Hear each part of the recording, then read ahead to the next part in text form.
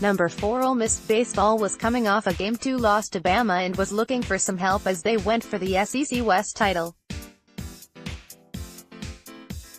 The Rebels needed a win at Bama and some help from UGA to secure the SEC West. Of course, rubber games are never fun and especially on the road, so the Rebels were under pressure to secure the series. Ole Miss jumped out front early with 2 runs in the top of the first to take the 2-0 lead. The Tide answered with runs in the bottom of the first and second to tie the game at 2-2. The Rebels exploded with 4 runs in the top of the third to retake the lead at 6-2. However, the Tide answered with 2 runs in the bottom of the third to cut the lead to 6-4 Rebels. The Rebels held on to the 6-4 lead through the 5th inning and then added a run in the top of the 6th to extend the lead to 7-4. Alabama added 2 runs in the bottom of the inning to once again cut into the lead at 7-6. The Rebels added 3 runs in the top of the 8th to push the lead to 10-6. The Tide attempted a rally in the bottom of the 8th with 2 runs to cut the lead to 10-8.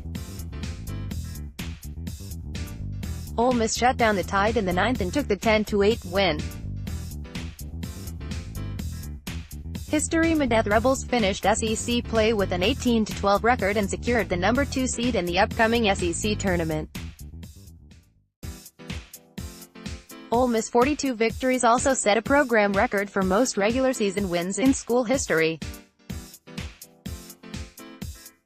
OleMissSports.com. The entire series was important for Ole Miss to finish out strong in the regular season. While Alabama played exceptionally well against the Rebels closed out regular season play with the series win. Of course, let's look at the huge and historic win by the numbers. By the numbers, more from Ole Miss baseball. Junior right-hander James MacArthur, 5-0, 4.47, took the regular Game 3 start for the Rebels.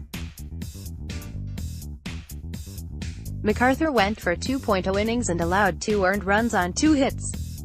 MacArthur had 1 K and 1 BB. Sophomore right-hander Will Etheridge, 3-1, 3.772, entered in the third and went for 3.1 innings while allowing 4 earned runs on 9 hits. Etheridge had 5 kiloseconds. Coach Mike Bianco went to the bullpen in the 6th and senior Will Stokes, 1-1, 7.061, took the hill. Stokes went 0.2 innings finishing out the 6th inning. Stokes allowed no hits. Freshman lefty Jordan Fowler, 6-0, 3.74, entered in the 7th but only lasted 1 batter with 1 BB. Bianco went to the pen again and sophomore right-hander Greer Holston took the mound. Holston went for 1.2 innings and allowed no earned runs on no hits. Holston had 1 K.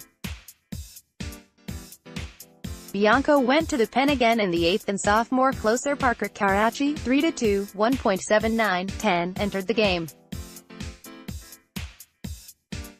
Karachi went for 1.1 innings and allowed 3 hits. Karachi had 2 kiloseconds. Holston picked up the win and there was no save.